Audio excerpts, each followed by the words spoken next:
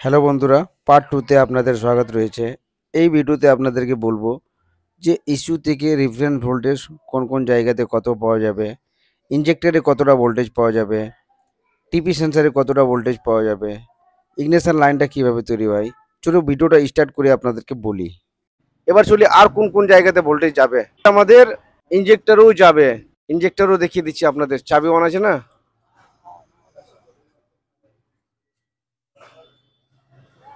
দেখলেন খেয়ে দিল ভোল্টেজ, ইগনিশন সুইচ দিল। কিভাবে? এসিএম আমাদের খোলা আছে, এটা রেফারেন্স ভোল্টেজ নাই। দেখো এখানে ভোল্টেজ আমাদের ইগনিশন সুইচ দিল। এবার আপনাদের দেখাচ্ছি একটা বাটলি কয়েলেও আমাদের ভোল্টেজ যাবে। বাটলি কয়েলে আমাদের তার রয়েছে, সেটা হচ্ছে রেড এ ব্ল্যাক।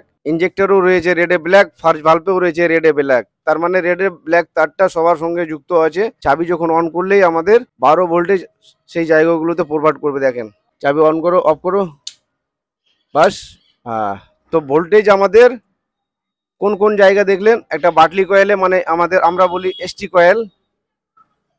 কয়েলে একটা গেল ইনজেক্টরে, আর একটা গেল ফার্স্ট ভালভে। এবার কথা হলো ইনজেক্টর বাটলি কয়েলের মধ্যে, আমাদের এসটি কয়েলের মধ্যে দুটো তার থাকে। একটাতে ভোল্টেজ আসলো, ইনজেক্টরের মধ্যে দুটো তার থাকলো, একটাতে ভোল্টেজ আসলো।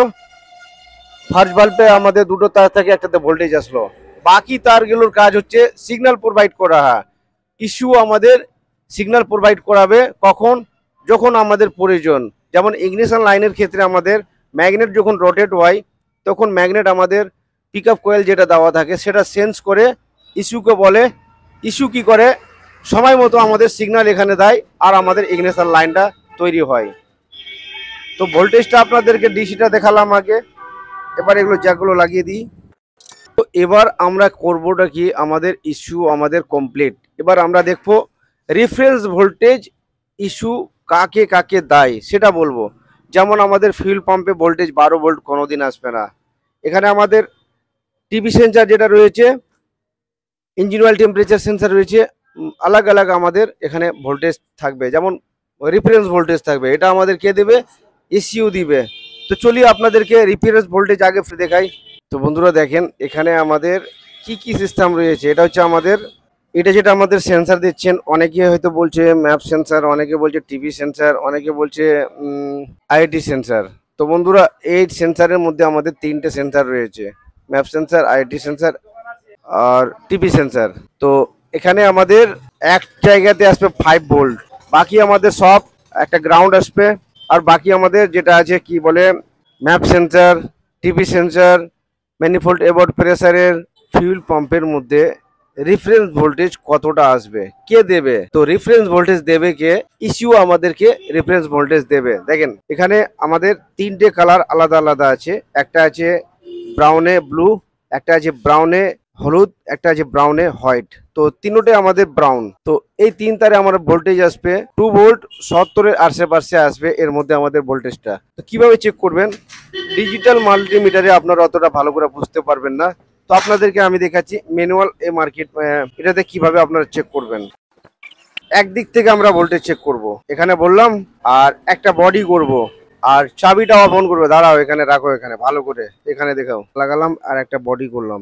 চাবিটা অন করলেই দেখবা কাট করে ওখানে 5 সেকেন্ডের জন্য ভোল্টেজটা বুঝতে পারবো না। মারো 2 ভোল্ট 62 68 বন্ধ।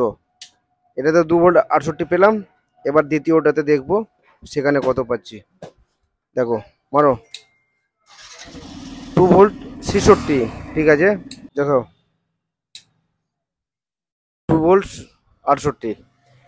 তো বন্ধুরা এখানে দেখলেন যে 2 ভোল্ট থেকে 68 আসছে। তো কোম্পানি রিকমেন্ড বলে যে 2 থেকে 3 ভোল্টের মধ্যে কাজ হবে। যেমন 2.5 ভোল্ট থেকে 3 ভোল্ট এখানে সাপ্লাই হবে, ওর থেকে বেশি হবে না। বেশি হলেই কিন্তু আমাদের ফিউল পাম্প চলবে না। আর যদি টোটালি ভোল্টেজ না আসে তাহলে চলবে না। কিন্তু এখানে আপনাদের ভোল্টেজ রেফারেন্স তিনও তারটাতে আমাদের ভোল্টেজ থাকবে 2 ভোল্ট থেকে 3 ভোল্ট।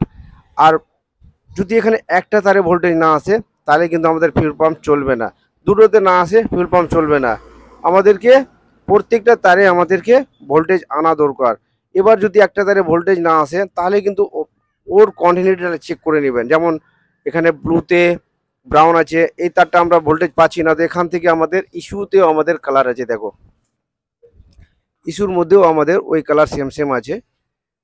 একটা এটা, একটা একটা এটা দেখো।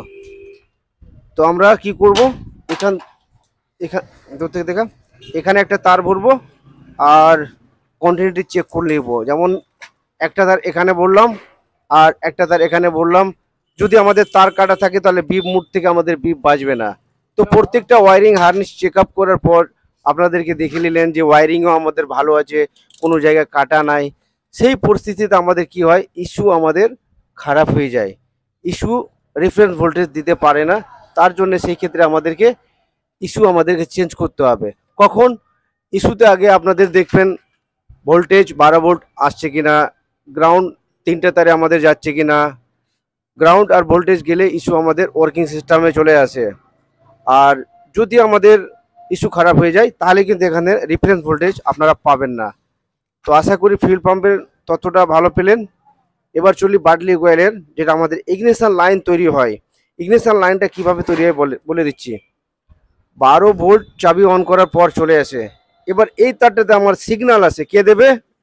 ইঞ্জিন যখন আমাদের রোটেট হবে, ক্র্যাঙ্ক পজিশন সেন্সার, যেমন আমাদের পিকআপ কয়েল ডিটেক্ট করে যে ইঞ্জিন কখন টপে যাচ্ছে, পিস্টন নিচে যাচ্ছে, সেই ক্ষেত্রে ডিটেক্ট করে এসএমকে বলে। যেমন এই যে তারটা দেখেন, তো তারে আমাদের ক্র্যাঙ্ক পজিশন সেন্সারে আমাদের সেন্স করে কাকে বলবে, ইস্যুকে বলবে। ইস্যুর কাজ হচ্ছে সিগন্যালকে ক্যাপচার করে বিভিন্ন জায়গাতে আমাদেরকে সিগন্যাল প্রোভাইড করানো। যেমন আমাদের বার্টলি কয়েলে দেবে, ফার্স্ট ভালভে দেবে, ইনজেক্টরে দেবে। কে দিচ্ছে? ক্র্যাঙ্ক পজিশন সেন্সার আগে এখানে দিচ্ছে। এটা হচ্ছে আমাদের মাস্টার মাইন্ড, এটা হচ্ছে ব্রেন বাইকের, একে দিচ্ছে। এবার এ আমাদের যখন যখন প্রয়োজন আমাদের সিগন্যাল দেয়। তো পিকআপ কয়েলের যদি আপনার ইগনিশন লাইন খারাপ হয়ে যায়, তো প্রথমে আপনারা চেক করবেন এখানে পিকআপ কয়েলে আপনাদের রিডিং পাচ্ছেন কিনা, এটা ভালো করে দেখবেন। সবাই জানে বেশিরভাগ পিকআপ কয়েলটা খারাপ হয়ে যায়। তো এর রিডিং কত আসবে বলে দিচ্ছি আপনাদেরকে। এখানে 137 রিডিং আসবে স্প্লেন্ডার BS6 বাইকে, পিকআপ কয়েলের রিডিং। কিক মারো ভাই একটু, এখানে সেন্স করবে, দেখবা আপ ডাউন মারছে, দেখো। বাস বাস বাস বাস, ছেড়ে দাও। প্রথমে আপনাদের রিডিং আসবে 137 থেকে 36, আর কিক যখন মারলে আপনাদের আপ ডাউন দেখতে পাবেন। ক্লিয়ার? এখানে এটা বুঝতে পারলেন যে পিকআপ কয়েলের আমাদের রিডিং 137 থেকে আশেপাশে থাকার প্রয়োজন। এবার এখান থেকে ক্র্যাঙ্ক পজিশন সেন্সার যদি রিডিং না করে তাহলে আমাদের আপনাদের কোনো কিছু কাজ করবে না। যেমন ইগনিশন লাইন, ইনজেক্টর ওয়ার্কিং, এগুলো সব কিছু আপনাদের কাজ করবে না। তো এবার চলি আপনাদেরকে টিভি সেন্সারের ভোল্টেজটা ভালো করে আপনাদেরকে দেখাচ্ছি। তো বন্ধুরা, পার্ট 2 এখান থেকে আমরা শেষ করে দিলাম। বাকি প্রসেস হবে পার্ট 3-তে। আর পার্ট 3-তে আমাদের এন্ড করে দিব স্প্লেন্ডার বাইকের পুরো সিস্টেম। তো এই ভিডিওটা আশা করি ভালো লেগেছে। তো নেক্সট যেটা আপনাদের 3 নম্বর পার্ট আছে সেটা আরও ভালো লাগবে। তো চলি, এখান থেকে ভিডিও আমরা শেষ করে দিলাম। Thank you.